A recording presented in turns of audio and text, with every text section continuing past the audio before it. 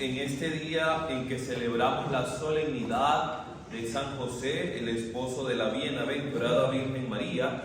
El texto que nos propone la liturgia de la palabra gira en torno a dos cositas importantes, ¿no?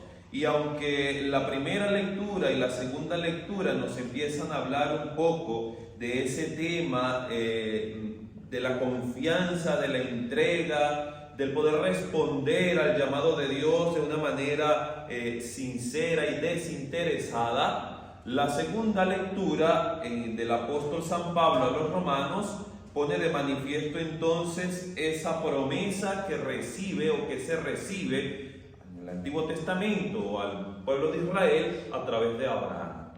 Ahora bien, así como el Señor le ha prometido a Abraham que será el padre de muchas generaciones, hoy cuando celebramos la fiesta de San José se ve de manifiesto que esa generación prometida por Dios a Abraham tiene su culmen y su centro precisamente en el nacimiento de Jesús. Por eso San Mateo en el Evangelio, el primer capítulo, nos empieza a hablar de la genealogía y cómo tres generaciones distintas, en tres periodos distintos, con un comienzo y un fin que marcaban un hito también en toda la historia del pueblo de Israel, manifiesta entonces la grandeza de ese último acontecimiento que es el nacimiento de Jesús. Tanto así, tan importante el nacimiento de Jesús, que divide la historia en dos partes.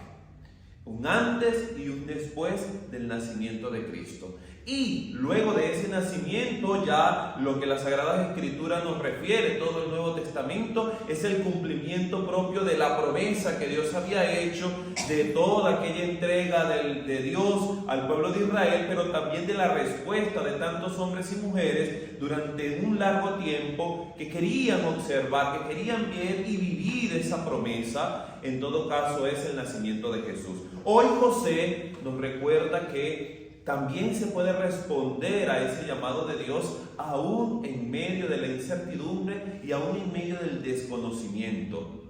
José toma una decisión y la decisión es repudiar a María porque había quedado embarazada antes de poder vivir con José, antes de poder establecerse entonces como una familia. Pero un ángel del Señor se le aparece en sueño y le revela ese acontecimiento de amor. San Mateo simplemente nos dice que el ángel le dijo a José que el niño que iba a nacer de María era fruto del Espíritu Santo. Si fuese ese mensaje para alguno de nosotros, ¿será que nos conformaríamos solo con que nos dijeran que el niño que va a nacer es fruto del Espíritu Santo? ¿O querríamos más razones para poder aceptar este cometido? Aquí empezamos entonces a ver no solo la prudencia de José en aquel acontecimiento, quiere dejar a María en secreto para no difamarla, para no ponerla frente al escarnio público, sino también vemos la confianza en la providencia de un Dios que le habla, y le habla a través de un sueño, un ángel que se le aparece en sueño. Pero también la confianza de José en saber que María necesitaba a un defensor, que María necesitaba la figura de un hombre que le pusiera de alguna manera nombre a aquel niño que iba a nacer. Por eso la segunda parte de ese mensaje es: y tú le pondrás el nombre de Jesús. Este significado que tiene el ponerle nombre significa, valga la redundancia, el hecho de que es el hombre, sobre todo en el Antiguo Testamento, todo el tiempo antiguo en el pueblo de Israel, era el hombre el que daba la identidad a la familia, era el hombre el que ponía de alguna manera también frente a la sociedad la respuesta de la protección a la familia y a la mujer. Era el hombre el que lo hacía. Por ello necesitaba María de la presencia de José, de la presencia de un hombre, y para que diera nombre también a Jesús, para que se pudiera cumplir también de alguna manera esa palabra que había enviado el Señor a través del profeta, de que esa doncella que concebirá y dará a luz un hijo, esa misma doncella que traerá al mundo la luz y la salvación, tenía que también custodiarse frente a la presencia de un hombre, pero identificar también su presencia en la historia humana. ¿Qué significa esto? que cuando se necesita saber de alguien se pide o se busca su genealogía, sus antepasados. Y el hecho de que se diga que Jesús nace de la estirpe de David, de José, que venía de esa estirpe, quiere decir que Jesús, siendo Dios, también manifiesta una presencia histórica en medio de nosotros. En pocas palabras, ¿qué es lo que nos quiere decir esto? Que verdaderamente Jesús existió en medio de nosotros, que verdaderamente Él se hizo hombre, que verdaderamente se caminó, vivió, respiró, estuvo en un lugar, en un espacio geográfico determinado, en un tiempo específico, y que nos lo recuerdan los evangelios.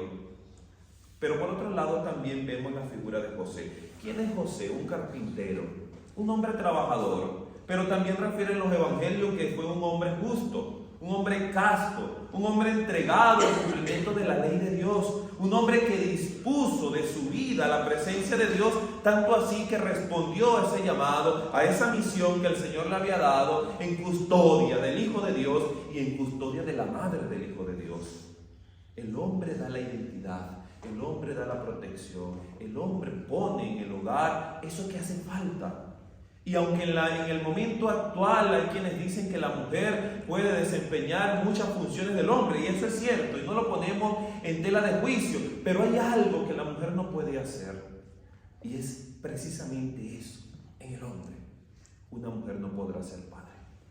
Hará las funciones de un padre, quizás sí, pero no podrá ser padre. La mujer es madre y ya está. Y por eso se necesita la presencia del hombre. Pero ahora, frente a esto es ver en José otra cosita importantísima también, y es el Papa Francisco en una de sus cartas encíclicas, cuando habla de San José y haciendo referencia a él como un hombre que definió y que pudo entregarse totalmente a esa historia de vida que le tocó vivir, que pudo reconciliarse con lo que le acontecía, que un hombre trabajador, pero un hombre asalariado, que simplemente vivía de su trabajo, de la carpintería, que no tenía grandes lujos ni grandes cosas, se le viene a dar una gran responsabilidad. Y esa responsabilidad de la cual a lo mejor cualquiera de nosotros huiría. No solo el hecho de hacerse responsable de un hijo y de una mujer, sino lo que acontecía después. Tuvo que huir, salir de su tierra, irse a una tierra extraña, extranjera, por temor a que asesinaran a su hijo cuando se va a Egipto. Luego de su regreso vive toda una experiencia también cuando el niño se le pierde allá en el templo de Jerusalén. Y hay quienes podrán decir que padre o que madre tan bueno, que no se dan cuenta de que el hijo les hace falta o que no está, sino 3 días después de haber empezado un camino. 3 días andando. ¿Qué distancia podría haber entre Jerusalén y el lugar donde estaba cuando se dan cuenta que el niño no está? Y retornan a Jerusalén a buscarle. Y muchos otros acontecimientos que a lo mejor el texto evangélico no los refiere, pero por lo que él también tuvo que pasar.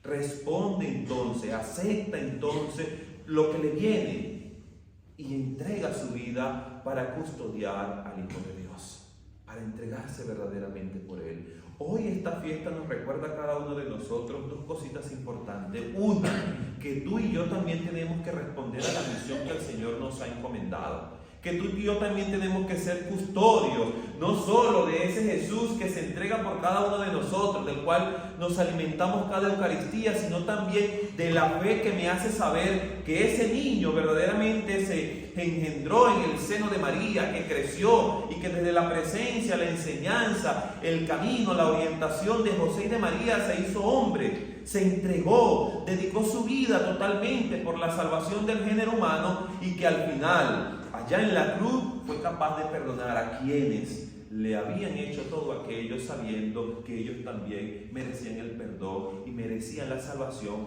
por la cual Él se había entregado. Tú y yo somos reflejos de nuestros padres, de lo que ellos nos enseñaron. Y a lo mejor tuvimos unos padres muy buenos y otros que con sus dificultades y con sus problemas se equivocaron como cualquier ser humano, pero no podemos decir entonces que aunque sea algo no aprendimos de ellos, y lo que tuvimos la gracia de poder estar con ellos y vivir con ellos y permitir que nos enseñara tantas cosas, podemos entonces decir también que somos lo que somos en este momento gracias a ellos, a la entrega de cada uno de ellos. hoy queremos también elevar la presencia de los padres. ¿Por qué? Aunque celebramos el Día del Padre y el Día de la Madre y el Día del Niño y el Día de todo el mundo también, hasta el de los abuelos, vivir cada uno de nosotros la entrega desde el servicio y desde lo que Dios nos ha pedido hacer. Así que Padre, tú que de alguna manera has vivido esa experiencia de formar también, de criar, de vivir, de compartir con quien será en el futuro también otro Padre, puedan aprender de ti eso, desde esa entrega y desde ese servicio.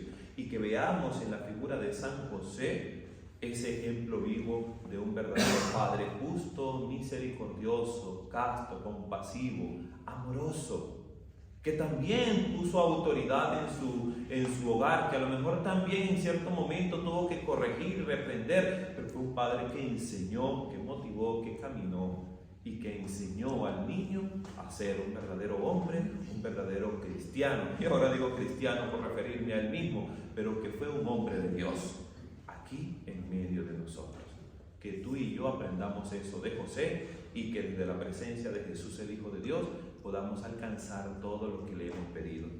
Pedimos también de manera especial por los padres que ya han fallecido, por nuestros padres, para que ellos, sintiendo también el perdón y la misericordia de Dios, se vean intercedidos por San José, patrono y custodio de la Iglesia y de la familia, el universal.